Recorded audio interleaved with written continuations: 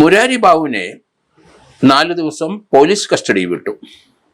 30-ാം തീയതി വരെ പോലീസ് കസ്റ്റഡിയിലാണ്.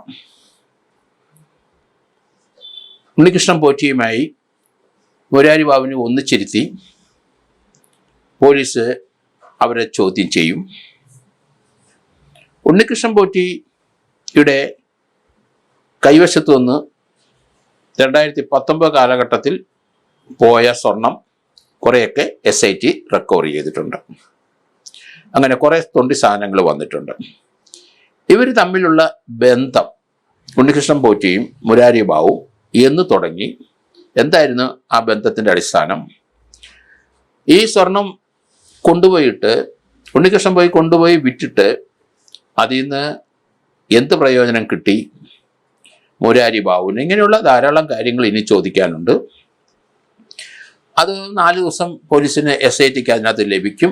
അതിനകത്ത് വളരെ കൃത്യതയോടെ അതിനുള്ള വിവരങ്ങൾ ലഭിക്കുമെന്ന് കരുതുന്നു.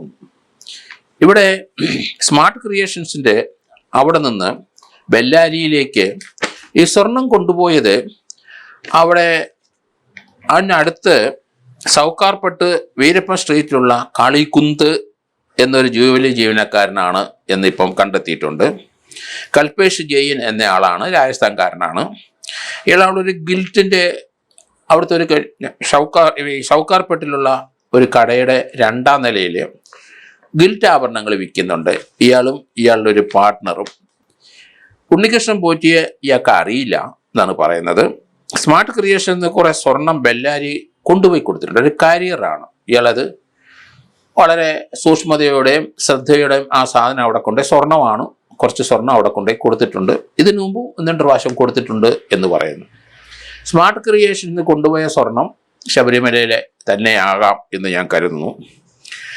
ഇമിറ്റേഷൻ ജുവലറി ഉൾപ്പെടെ നിർമ്മിക്കുന്ന കാളികുന്ത് ജുവലറി, അയാൾക്കൊരു പാർട്ട്ണറുണ്ട്. ആ പാർട്ട്ണറുടെ പേരും അയാളും രാജസ്ഥാൻകാരനാണ്. ഇവർ 2 പേരുടെയും പേര് ആ 2ാം നിലയിൽ ആ ജുവലറി ഷോപ്പിൻ്റെ മുൻവശത്ത് എഴുതി വച്ചിട്ടുണ്ട്.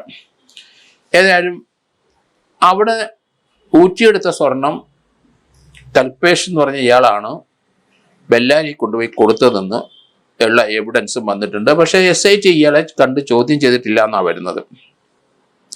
എന്തായാലും 4 ദിവസം മാത്രമേ മുരാരി ബാബുവിനെ പോലീസ് കസ്റ്റഡി ആവശ്യപ്പെട്ടുള്ളൂ.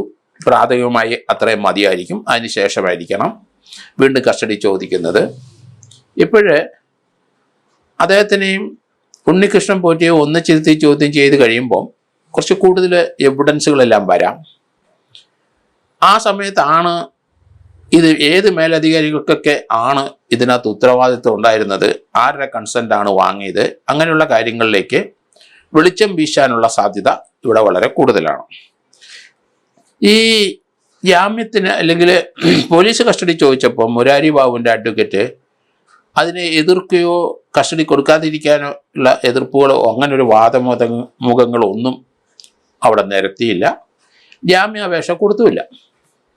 നമുക്കറിയാം, ഉണ്ണികൃഷ്ണൻ പോറ്റിയുടെ അഡ്വക്കേറ്റ് കോടതി വന്ന് 10 മിനിറ്റ് സംസാരിച്ചതിന് ശേഷം വക്കീൽ കോടതിയിലെ ഉണ്ണികൃഷ്ണൻ പോറ്റിയുടെ ജാമ്യം അപേക്ഷ കൊടുത്തിട്ടേയില്ല.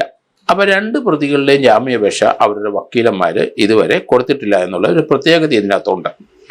കാരണം കിട്ടില്ല എന്നവർക്കറിയാം. വെറുതെ അതിന് പോകണ്ട, പോലീസിൻ്റെ അന്വേഷണത്തിൽ തടസ്സം നിൽക്കേണ്ട. പ്രത്യേകിച്ച് ശബരിമലയിലാണ്, അവരന്വേഷിക്കട്ടെ. അതിനുശേഷം അവർ കോടതിയിൽ ജാമ്യത്തിൽ ഇറക്കാനുള്ള ശ്രമങ്ങൾ നടത്തും. എങ്കിലും ഇപ്പോഴത്തെ അന്വേഷണത്തിൻ്റെ ഗതി അനുസരിച്ച് അവിടെ നിന്ന് കാണാതെ പോയ സ്വർണം, അല്ല തട്ടിക്കൊണ്ടുപോയ സ്വർണം ഏകദേശം 2019 കാലഘട്ടത്തിലെ കൊണ്ടുപോയ സ്വർണത്തെപ്പറ്റി മാത്രമാണ് ഇപ്പോൾ പോലീസ് അന്വേഷിക്കുന്നത്, SIT അന്വേഷിക്കുന്നതെന്ന് നമുക്ക് മനസ്സിലായിട്ടുണ്ട്. ആ കാലഘട്ടത്തിലുള്ള പ്രസിഡന്റ് ആരൊക്കെ?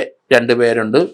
വാസുവും പ്രസിഡന്റ് പത്മകുമാറും ആണ് ആ കാലഘട്ടത്തിൽ 2019 പ്രസിഡൻ്റായിരുന്നത്. അവരുടെ ഒരു കൺസെൻറ്റ് തീർച്ചയായിട്ടും ഇതിനകത്തുണ്ടാവും. സമ്മതമില്ലാതെ ഇത് കൊണ്ടുപോകാൻ ഒക്കില്ല. അതുകൊണ്ട് സ്വാഭാവികമായിട്ട് അവരും പ്രതിക്കോളത്തിൽ വന്നേ പറ്റുള്ളൂ. അത് 30-ാം തീയതിക്ക് ശേഷം അറിയാം അവരോടുള്ള SITയുടെ നിലപാട് എന്താണെന്ന് അറിയാൻ സാധിക്കുമെന്ന് എനിക്ക് തോന്നുന്നു. എന്തായാലും 98-99 കാലഘട്ടത്തിലെ വിജയമല്യ 44 കിലോളം അവിടെ പൂശിയ അല്ലെങ്കിൽ അവിടെ പാളി നിർമ്മിച്ച് കൊടുത്തത്, അതിൻ്റെ റെക്കോർഡുകളൊന്നും ഇപ്പം ദേവസ്വം ബോർഡിൽ ഇല്ല എന്നാണ് വരുന്ന വാർത്തകൾ. പമ്പയിലും ഇല്ല, ദേവസ്വം ബോർഡ് ഓഫീസിലുമില്ല, തിരുവാഭരണം ഓഫീസിലുമില്ല, അങ്ങനെ രേഖകളൊന്നും ഇല്ല.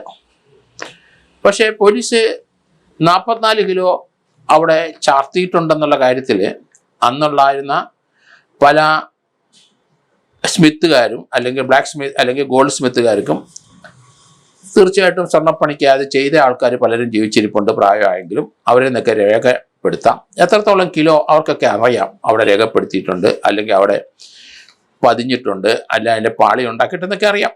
അന്നുണ്ടായിരുന്ന ദേവസ്വം ബോർഡിലെ ഏതെങ്കിലും ഉദ്യോഗസ്ഥന്മാർ റിട്ടയർ ചെയ്തിരിപ്പുണ്ട്, അവർക്കും അറിയാം.